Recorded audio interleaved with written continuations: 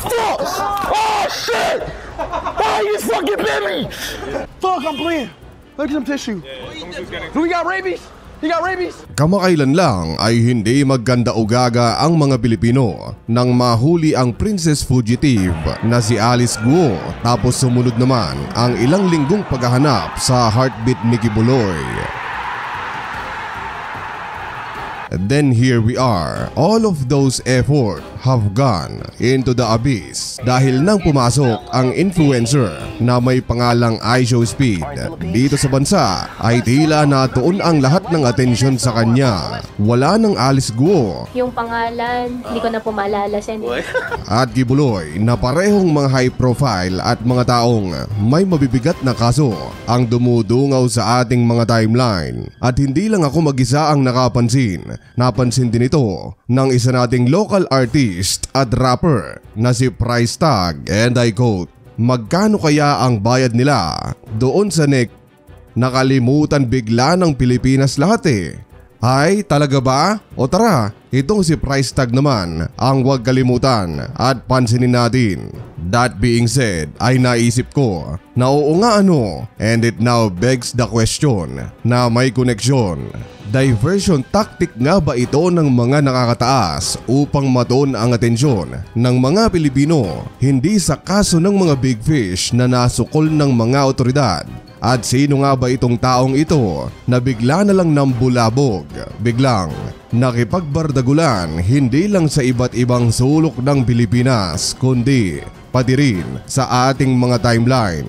At ang lahat ng katanungang yan ay masasagot dito lang sa channel na kung ikaw ay may kaalaman, hinding-hindi ka malalamangan. And the story goes like this. Darren Jason Watkins Jr. ang totoong pangalan ni iShowSpeed. Hindi malinaw ang kanyang edad dahil na rin sa pagiging tago ng kanyang personal life. Bagamat sa online ay sinasabing siya ay 19 years old at ibinanganak noong 2005, ay marami ang naniniwala na mas bata pa siya kaysa sa edad na kanyang sinasabi. Either way ay he started his career noong 2016 nang magsimula siya bilang streamer sa kung saan mang platform, whether sa YouTube, Twitch o kung saan man. Naglalaro siya ng NBA 2K series at ilang mga matches ng Fortnite.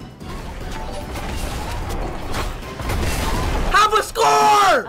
Scores are bad! Pero noon ay hindi ito nag-boom at nag-average lang ng 5, 10 at ang pinakamaraming viewers niya noon ay mga 20 na mga manonood. Pero hindi siya tumigil, yaman lang din na habilang ito ay go lang. Sa kanyang mga stream ngayon ay masasabi kong kabilang siya sa subculture ng mga gamers na kung tawagin ay rage gamers o streamers. Malimit siyang magkaroon ng mga rage moments tulad na lamang nito.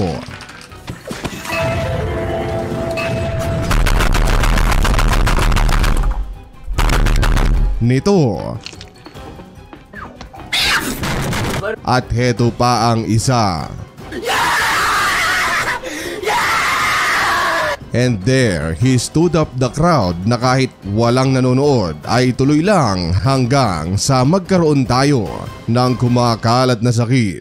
At kasabay noon ang biglang pagsikat ng TikTok sa buong mundo. Ang kanyang maliit na mga fans noon ay kumuha ng clip mula sa kanyang mahabang rage stream at ipinost ito sa TikTok. Bagamat hindi niya nakukuhang mag-viral sa ilang mga streaming platform ay dito ang TikTok ang naging catalyst upang makamit niya ang tagumpay. Sobrang nag-viral ang ilan niyang mga clips na sigurado ako marami sa inyo na kahit hindi siya kilala ay pamilyar sa kanyang mga video. Tulad na lamang ng clip na ito. Skip. But when does this game get fucking good? I know. Siya pala yun? Isa lang yan, buddy. Marami pa. And the rest is history. Literally historic buddy dahil isa lang naman ang kanyang channel noon sa pinakamabilis na maabot ang 100,000 to 1 million subscribers in a span of not months, not even weeks, kundi days lang ang itinagal from 0 to 100k to 1 million subscribers dahil sa kanyang extravagant at over the top na persona.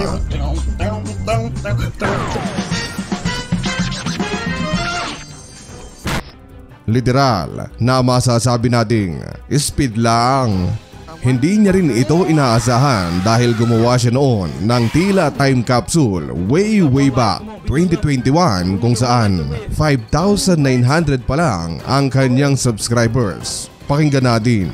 To the person I'm talking to 3 years later, I don't know what's gonna be happening. So 3 years later, so it's gonna be 2000. What's today? 2024. Yup, looking at his channel now ay masasabi nating nakamtan niya ang matamis na tagumpay. Almost 30 million subscribers sa main account at ilang mga milyon sa iba pa niyang account at hindi maikakaila na fan siya ng One Piece. This shit is the best fucking anime in the fucking world. Ngayon, imbestigahan naman natin ang kanyang mga video.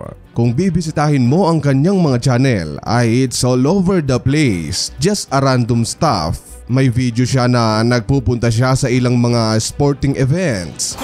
Can he get past Michael Jones? Eden Hazard! He's cleared the speed! He's done it! No! Speed has still got the ball on the right hand side. Can he get the ball to Chunks? Via Hazard, so many different options. Gets the ball to target. Speed might have just had the best chance he's received. Ilang mga skits. Bork! The fuck? Hey, watch out. Relax.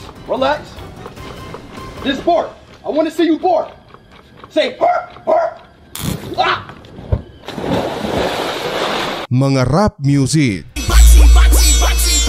Mahahabang live streams na kinukuhanan niya ng mga clips para i-upload naman sa kanyang second, third o fourth pang mga account sa iba't ibang mga platform. It's just a random stuff buddy.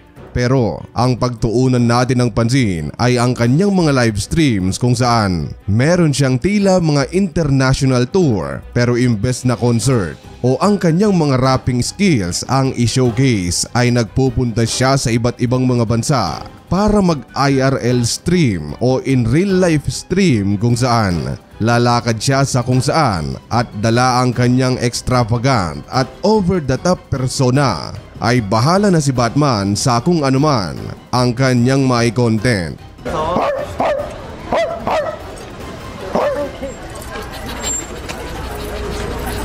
Ah, fuck! Oh, shit! Oh, he just fucking bit me! Oh, shit! He just fucking bit me! He just fucking bit me! Fuck, I'm bleeding. Look at some tissue. Do we got rabies? He got rabies? Sinimulan niya ang kanyang international tour sa kontinente ng Europe, partikular sa bansang Germany,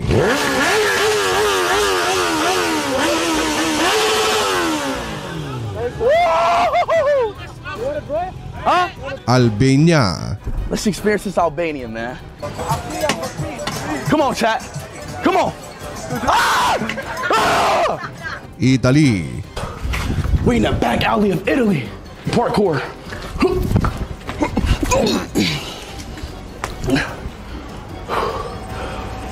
Netherlands, Oh my! Oh no! My soul flew! My soul! My soul! No! They still in my soul! Doon ay nakakuha siya ng almost 3 billion views combined sa kanyang mga social media platform. At dahil may tuturing na ring international artist itong si IShowSpeed ay marami ang nagtatampo ngayon na mga Asyanong fans at sa chat ay malimit siyang tinatanong kung kailan niya naman bibisitahin ang kontinente ng Asia. after ma-conclude ng kanyang Europe tour ay wish granted. Ang sunod niya namang target ay ang mga bansa naman dito sa Asia, kabilang ang Pilipinas. Ipinost niya ang larawang ito after matapos ang kanyang Europe tour. At ayun buddy, nasa likod at baligtad pa ang pagkakalagay ng watawat ng Pilipinas. AI generated lang naman ito, kaya pagbigyan natin. Unang-una sa listahan niya sa Asia ay ang Thailand na ayun, chill stream lang. Meet up with a lot of fans. Muay Thai dito. Food trip doon.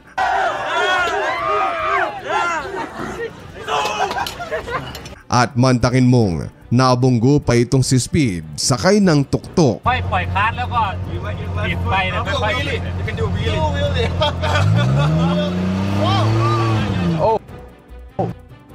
hold on, stop.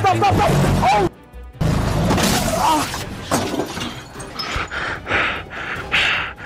Pero ang isa sa pinakapaborito kong moment sa tour na ito ay ang piping babae na nagpa-picture sa kanya. Million thoughts are spinning round in my head. My pulse holds it down, 'cause I'm almost there. Now I see you through the window and I'm walking on air. But I won't let you know, and I know how it goes. It's supposed to feel incredible.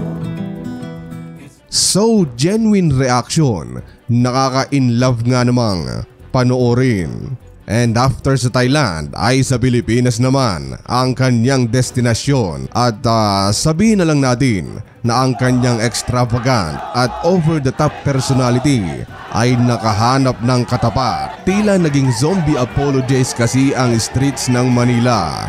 To the point na nanonood na nga lang ako, pero nakakaramdam pa ako ng lubos na kahihiyan. Meron din namang food trip. Alright chat, this is Jollibee. I'm gonna chat everybody in the Philippines. Okay, everybody in the Philippines say that this is better than KFC. So, let's check it out. At tulad sa Thailand na nabunggo ay nabalian ng tuhod itong si Speed dito sa Pilipinas. Nag-A.